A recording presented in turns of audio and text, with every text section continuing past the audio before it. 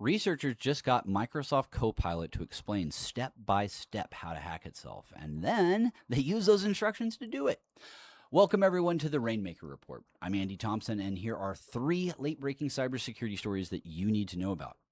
What I'm talking about today is Copilot Personal. It's the assistant that Microsoft has been pushing into inboxes, documents, and calendars for a while now.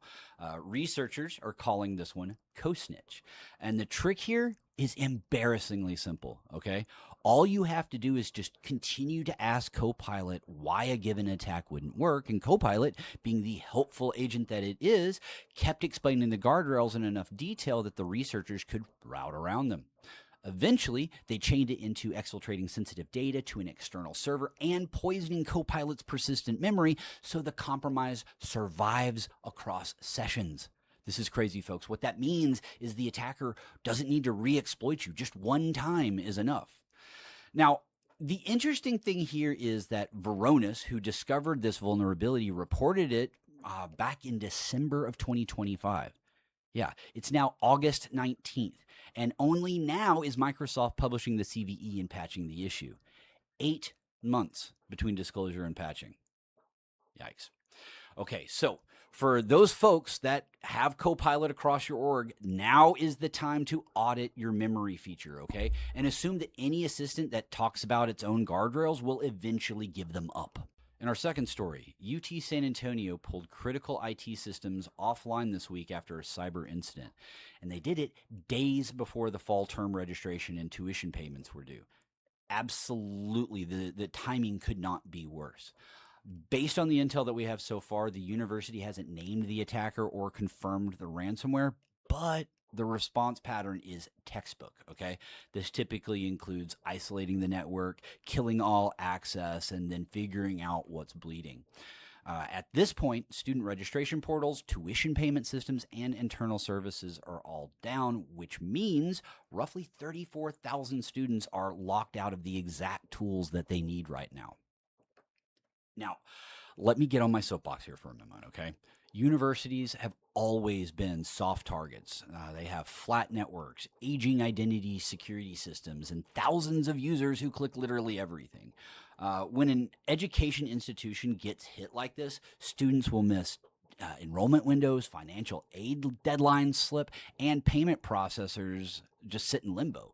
So what people also don't realize here is that the operational damage will often outlast the intrusion by weeks, months, years, or longer, okay? So if you work in higher ed, IT, your tabletop exercises for this quarter, well, they just wrote themselves, okay? Assume registration week is the attack window because, well, adversaries realize that this is a great time to turn the screws and bring on the pain.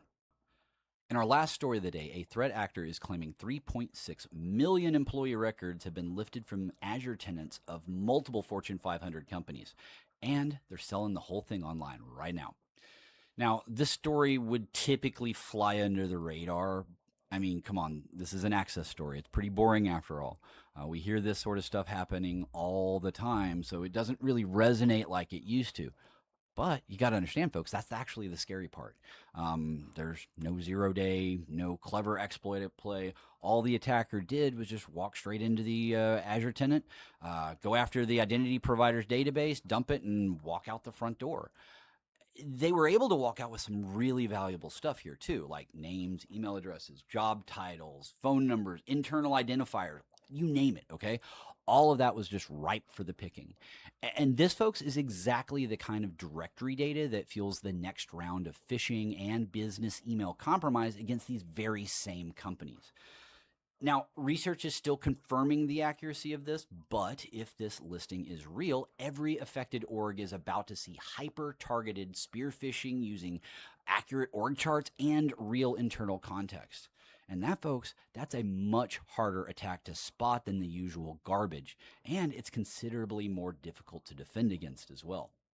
So if you run identity in Azure, audit your service principals, your legacy auth, and your conditional access gaps today. And I can't believe I'm continuing to say this, folks, but MFA, okay? With hacks happening like this, MFA is not optional. Frankly, it should have never been optional, but that's a topic for another day. Oh, yeah. I also forgot, if you have any questions you'd like me to tackle, DM me. Identity security and AI cybersecurity are kind of my thing, but I'm happy to help wherever I can. All right, folks. Well, that about wraps up today's stories. This is Andy Thompson signing off.